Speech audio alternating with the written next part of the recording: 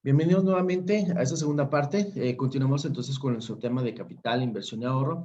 Entonces decíamos durante la primera sesión o al final de la primera sesión, que pues cuando hacemos alguna inversión o cuando vamos a tener cierto proyecto en cual invertir, había dos tasas de las que nos debíamos fijar o tener en cuenta.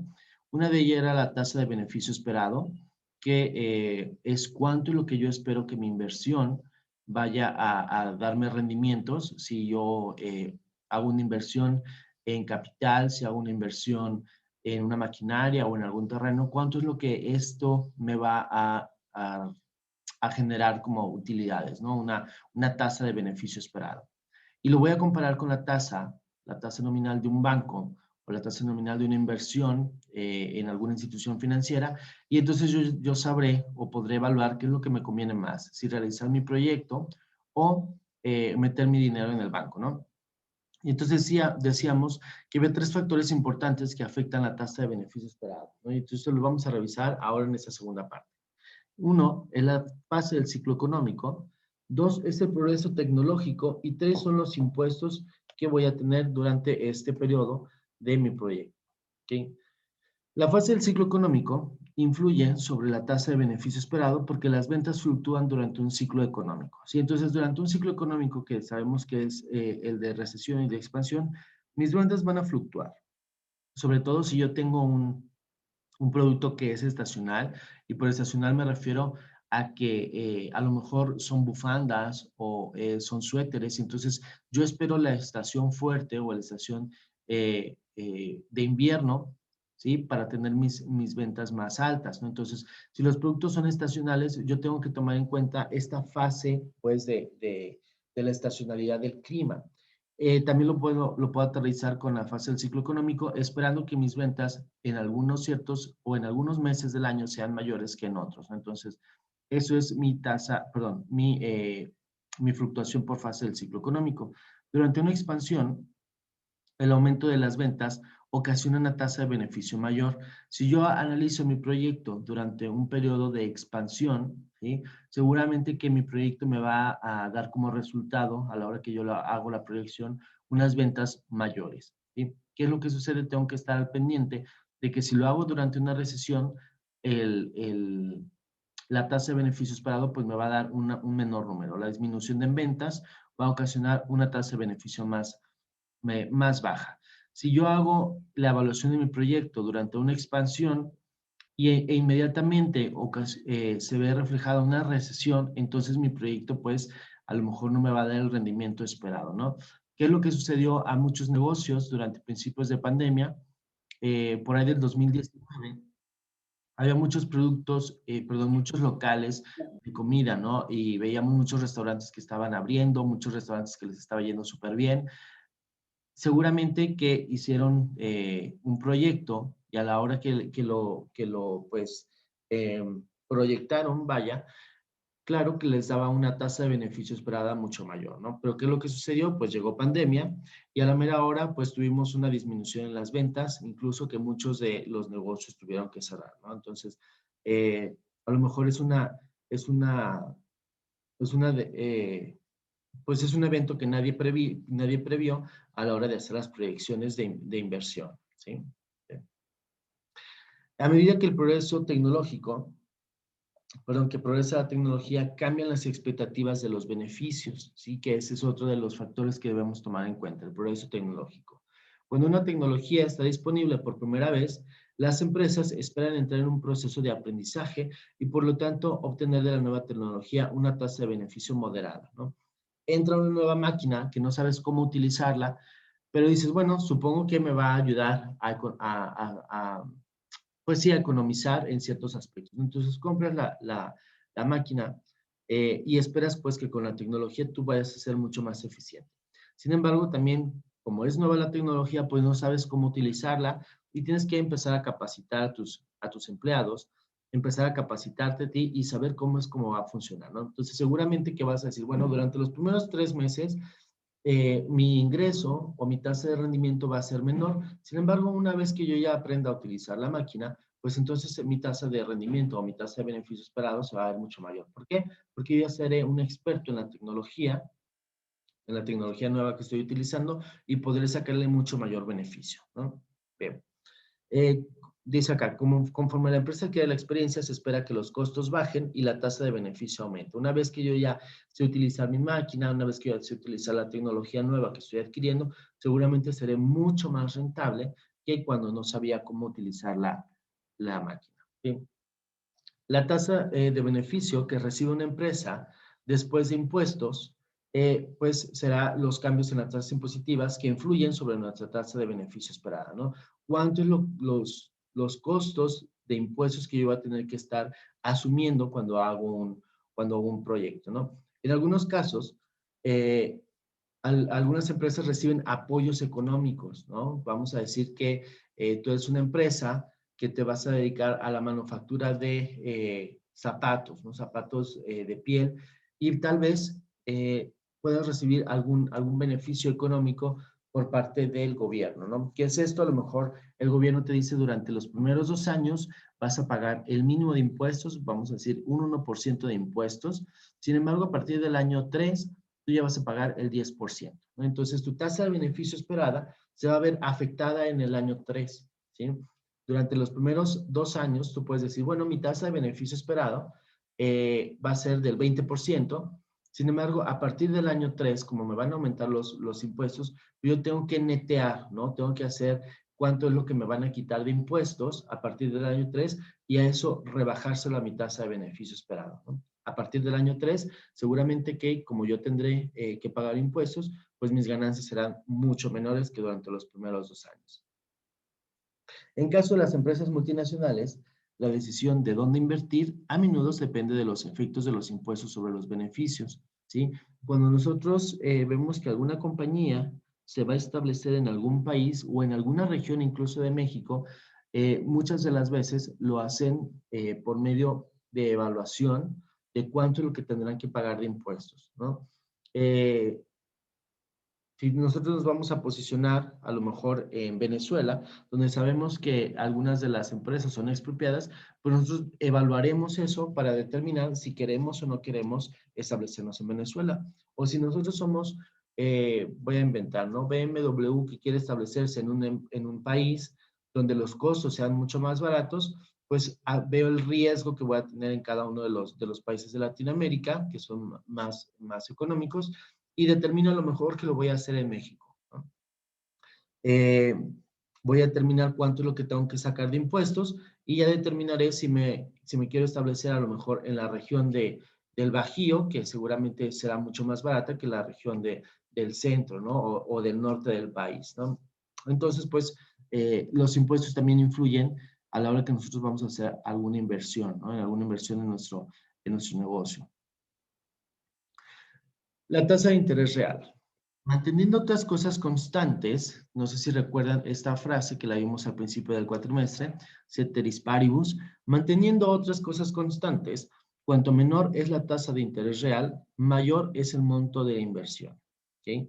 Cuanto menos sea lo que me va a pagar el banco, ¿sí? Cuanto menos sea la tasa de interés real, cuanto menos sea la tasa que me va a pagar el banco, mayor va a ser la inversión que yo voy a hacer en mi negocio o en hacer más, expandir mi negocio, ¿no? O hacer una inversión en capital, ¿no? ¿Por qué? Porque si el banco me está dando menos, pues yo voy a tenerle más ganas a meterle dinero a mi proyecto que meterlo en el banco, ¿no? Entonces, por eso decimos, cuanto menor sea la tasa de interés real, ¿sí? Cuanto menos sea la tasa que me paga el banco, más va a ser lo que yo quiera meter en, eh, en mi inversión, en mi proyecto. Los fondos utilizados para financiar una inversión pueden ser prestados o pueden ser recursos financieros de los propietarios de las empresas.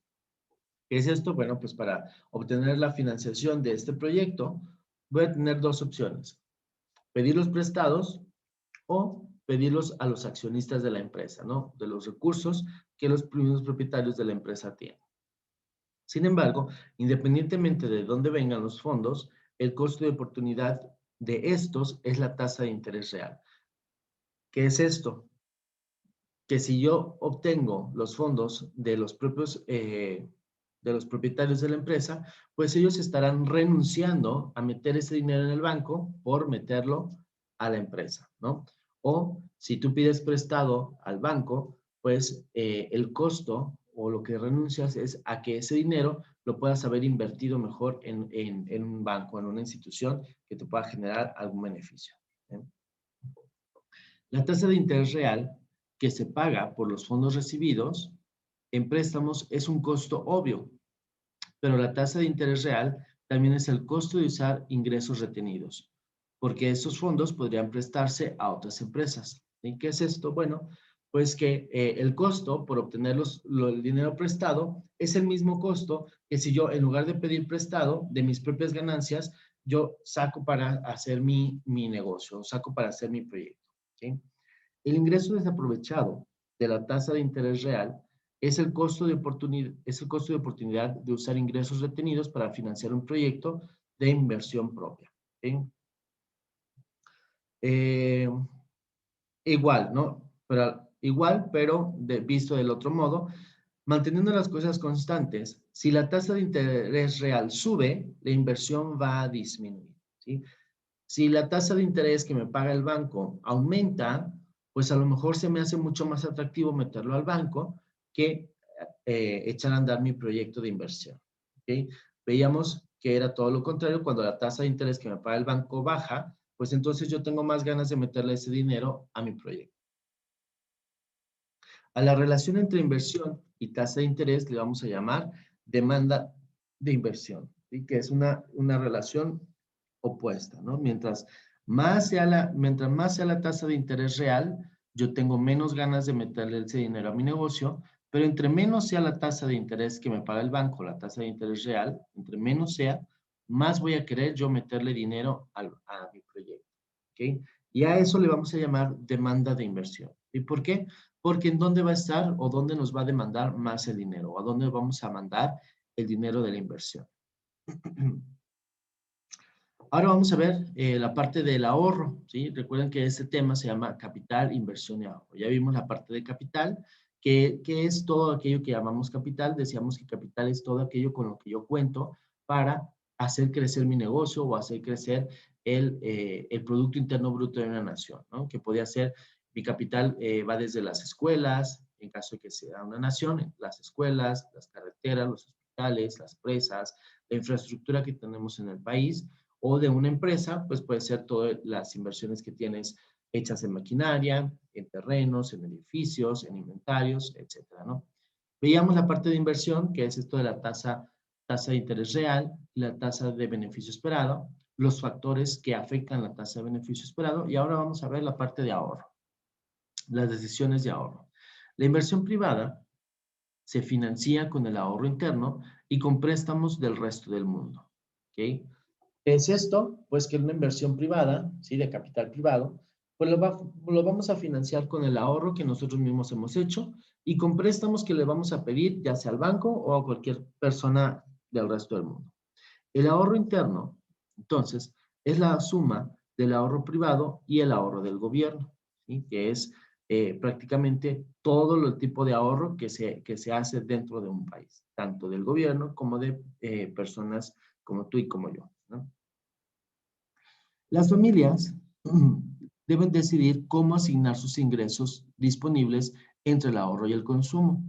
Y eso es un poquito, nos vamos a remontar otra vez al costo de oportunidad. ¿Okay? Las familias debemos de decidir cuánto es lo que nos vamos a gastar, ¿sí? En comida, en ropa, en diversión, en viajes, etcétera. Y cuánto es lo que vamos a destinar para el ahorro. Y vamos a suponer que en una familia el ingreso, para hacerlo fácil, son 10,000 pesos. ¿Cuánto porcentaje de eso se va a destinar a la comida y a los consumos? Vamos a decir que se va a destinar el 70% y el otro 30% lo vamos a designar para el ahorro, ¿no? Entonces ya de esos 10,000, pues 7,000 se irán a a consumo y 3,000 lo vamos a designar al ahorro, ¿no? De los muchos factores que influyen sobre la decisión de ahorro de una familia, los más importantes son la tasa de interés real, el ingreso disponible, el poder adquisitivo de los activos netos y el ingreso futuro esperado. ¿Ok? Entonces, las decisiones de ahorro en una familia o en una persona van a ser de acuerdo a estos cuatro factores. La tasa de interés real. La tasa de interés real, como ya vimos o como ya dijimos, pues es prácticamente cuánto es lo que yo espero que el banco me dé de intereses, ¿no? Entonces, si el banco me dice, bueno, yo te voy a dar el 50% de interés, estoy exagerando, seguramente que yo voy a decir, bueno, pues como quiero obtener ese 50% de intereses, pues mejor le bajo al consumo y en lugar de comprar todos los días un café, pues mejor eso lo voy a destinar al ahorro, ¿ok? Pero si en cambio la tasa de interés del banco es muy poca, pues yo diré, pues no, prefiero mejor tomarme mi café en lugar de invertirlo en el banco, de todas maneras no me va a dar nada, ¿ok? El ingreso disponible es otro factor, porque es cuánto es lo que tú estás percibiendo actualmente. Si tú percibes poco, pues apenas te van a alcanzar lo que percibes para cubrir tus necesidades de comida y de techo y de vestir, ¿no? Entonces, seguramente que tu ahorro va a ser chiquitito. Pero en cambio, si tú generas más dinero, ¿sí? Si tú estás ganando mucho, pues dices, bueno, ya cubrí mis necesidades básicas, pues, y me sobra una buena lana, pues seguramente que también lo vas a destinar al ahorro. El poder adquisitivo de los activos netos, pues, ¿cuánto es lo que yo estoy generando o cuánto es mi poder adquisitivo de lo que estoy comprando, ¿no? Si es mucho, pues seguramente que voy a gastar más, voy a llevarlo más al consumo. Y el último de los factores, pues, es el ingreso futuro esperado. ¿Cuánto esperas recibir en el futuro para poder crear, digamos, tus finanzas personales, ¿no? Si tú esperas recibir el próximo mes el doble por el mismo trabajo, pues seguramente que vas a empezar a gastar más, ¿no? O a lo mejor ese excedente que te van a pagar, pues ya lo destinarás al ahorro, ¿no? De los factores, aquí los vamos a explicar cada uno de los cuatro factores que influyen en el ahorro y en el consumo, los vamos a explicar ahora. Y dice la tasa de interés real, cuanto menos sea la tasa de interés real, cuanto menos te pague el banco, menos va a ser el monto del ahorro. Y tiene sentido porque si a ti el banco te promete pagarte solamente el 1%, pues seguramente no va a ser tan atractivo y dices, pues mejor me lo compro en café, ¿no? En lugar de meterlo al banco que no me va a generar nada y me va a dejar solamente con las ganas del café. ¿Sí? Y en cambio, si es mayor la tasa de interés real, pues seguramente te verás más atraído a invertir ese dinero en el banco, ¿no? La tasa de interés real es el costo de oportunidad del consumo, ¿sí? ¿Qué es esto? La tasa de interés del banco, ¿sí? Es a lo que tú estás dispuesto a renunciar por consumir algo, o al revés, ¿no? El consumo, cuanto más estés dispuesto a consumir, pues estarás dispuesto a renunciar a la tasa de interés. ¿Sí? Una unidad monetaria consumida, una unidad monetaria que tú te comas o que tú te vistas, es una unidad monetaria que vas a renunciar para ahorrarla. ¿Sí? Si tú tienes un peso, tú vas a decidir si ese peso o te lo gastas en ahorro o lo metes al ahorro o te lo gastas en alguna comida o en alguna prenda. ¿Sí? El ingreso disponible. Cuanto mayor es el ingreso que tiene una familia, mayor va a ser el ahorro. ¿Por qué? Porque vas a tener un excedente y tú ya vas a, como ya tienes cubiertas todas tus necesidades, pues puedes entonces ahora sí determinar cuánto es lo que vas a mandar al ahorro, ¿no? Si tú ya tienes todas tus necesidades cubiertas, el excedente lo puedes mandar al ahorro sin que eso te afecte. Los activos de una familia son lo que posee y sus deudas son lo que debe, ¿no? Los activos netos de una familia son sus activos menos las deudas. El poder adquisitivo de los activos netos de una familia es el valor real de sus activos. Cuanto mayor sea el poder adquisitivo de los activos netos de una familia, mayor será su consumo y menor será su ahorro. ¿Okay? Si tú tienes una casa, como familia tenemos una casa de 2 millones, pero tenemos una deuda de 1 millón, pues realmente lo que yo tengo es 1 millón. ¿Sí? ¿Por qué? Porque lo que yo mis activos fijos, como en la casa, que vale 2 millones menos mis deudas de 1 millón, pues en realidad si yo cubriera todas mis deudas, solamente tendría 1 millón disponible, ¿sí? Entonces, cuanto mayor sea el poder adquisitivo de los activos netos, mayor será el consumo y menor será su ahorro. Y finalmente el ingreso esperado, que es el último factor, ¿sí? Cuanto mayor es el ingreso futuro esperado de una familia, menor es su ahorro. Es decir, si dos familias tienen el mismo ingreso disponible en el año en curso, la familia con mayor ingreso futuro gastará una porción mayor de su ingreso corriente. ¿Qué es esto? Si tú actualmente ganas, vamos a suponer, 2,000 pesos a la semana, ¿sí? De esos 2,000 pesos, pues tú esperas que la próxima semana, en lugar que de 2,000 pesos sean 4,000 pesos, seguramente que esta semana dices, bueno, como la próxima semana voy a tener más lana, pues me voy a gastar estos 2,000 pesos completitos, ¿no? ¿Qué es esto? Tú esperas que la próxima semana recibas más dinero y entonces esta semana dices, me voy a dar, me voy a dar el lujo de comprarme la mochila que tanto he querido, la consola de video que tanto me ha gustado durante los pasados 3 meses, ¿no? Y entonces empiezas a gastar más porque tú esperas que tu ingreso futuro sea mayor. La próxima semana vas a recibir el doble. Entonces esta semana te permites gastar más, ¿no? Esa sería una opción. O la opción 2 es que dices, bueno, gasto normal y la próxima semana, como ya voy a tener más dinero, pues hasta la siguiente semana empiezo a ahorrar, ¿ok? Entonces, cuanto más es el ingreso futuro esperado, mayor va a ser tu consumo de hoy. ¿Por qué? Porque tú como ves que viene más dinero, pues el día de hoy decides gastar un poquito más, ¿ok? El mismo efecto pasa con el ciclo de vida de una persona. La gente joven, como tú, no tanto como yo, pero más bien como tú, espera tener un ingreso futuro más alto durante unos años, ¿sí? Y es normal. Tú apenas estás empezando tu carrera profesional y entonces dices, bueno, yo ahorita estoy ganando 1,000 pesos a la semana, pero cuando me gradúe seguramente voy a ganar 3,000 pesos a la semana, ¿sí? Tú esperas en un futuro tener un ingreso mayor, ¿ok? Y así es como vas a ir gastando, ¿sí? Vas a gastar más ahora porque en el futuro siempre vas a ver que viene más lana.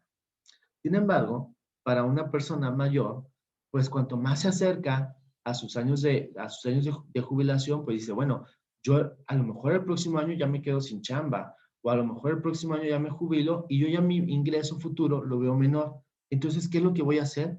Voy a empezar a dejar de gastar y voy a empezar a ahorrar más, ¿sí?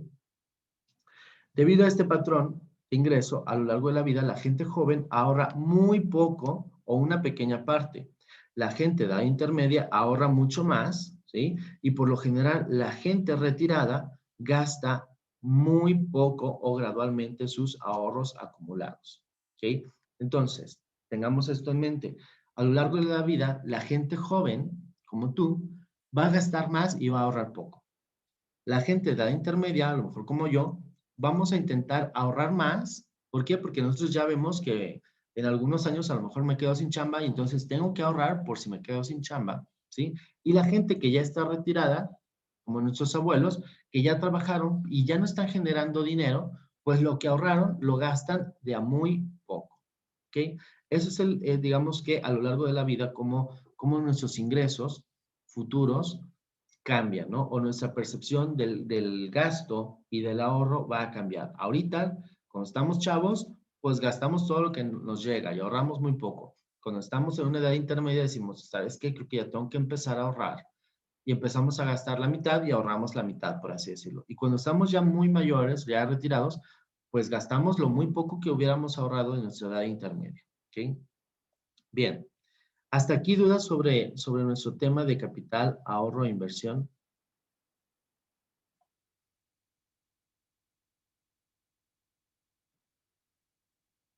¿No hay dudas?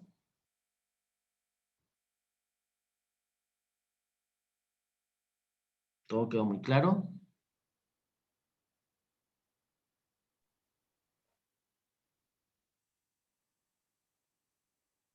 Ok, Sí, entonces no lo profe.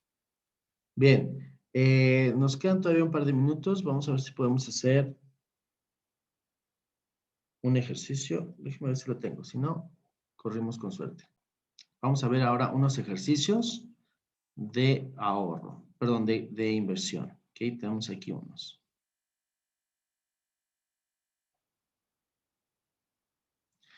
¿Cuál es el ingreso neto? Esas son las preguntas que tenemos que resolver. ¿Cuál es el ingreso neto?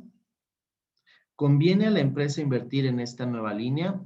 ¿Y a partir de qué tasa real sería conveniente? ¿Ok? ¿A partir de qué tasa del banco sería conveniente meterlo en el banco? ¿Ok? Vamos a leer el problema. Una planta de zapatos cuesta 12.5 millones. La empresa tendrá que contratar trabajo con un costo de 3.5 millones y comprar partes con un costo de 2.76 millones adicionales. La empresa espera generar un ingreso total de 16.49 millones. La pregunta es, ¿cuáles son los ingresos netos? ¿Conviene a la empresa invertir en esta nueva línea? ¿Y a partir de qué tasa real sería conveniente? ¿Sí? Vamos a dar 5 minutos para contestarlo. Hagan ahí sus anotaciones y ahorita lo contestamos juntos, ¿ok? Vamos a intentar resolverlo y vamos a ver si, primero, si nos conviene, vamos a analizar los costos contra los ingresos y vamos a ver si nos conviene realizar este proyecto. Así a ojo de buen cubero, nada más, ¿ok? Y si, bueno, ya veremos qué hacemos con las demás preguntas, ¿ok? Dice, una planta de zapatos cuesta 12.5 millones. La empresa tendrá que contratar trabajo con un costo de 3.5 millones y comprar partes con un costo de 2.76 millones adicionales.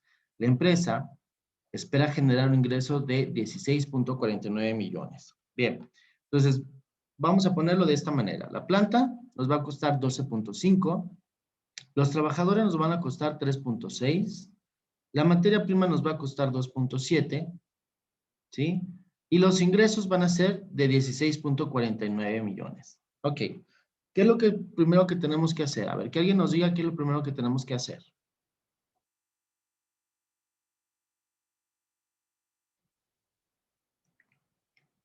¿Cómo lo estaban haciendo? ¿Cómo lo estaban resolviendo? Yo no sé si esté bien, profe, pero yo resté lo de los ingresos menos la planta. Ok. Y después dividí el resultado entre lo que costó la planta y ya me salió el porcentaje. Más o menos está muy bien, ¿sí? La lógica es esa, de hecho la lógica es esa. Sin embargo, a los costos o a la planta también le tenemos que sumar los trabajadores y la materia prima, ¿sí? Entonces, para tener los costos totales, nosotros tenemos que sumar la planta, los trabajadores y la materia prima. Y ahora sí, Profe, pero comparamos ajá, dime.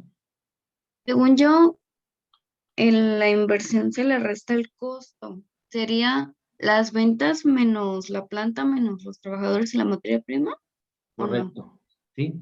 Tal cual. Sí saldría negativo, ¿no? Exactamente. ¿Por qué?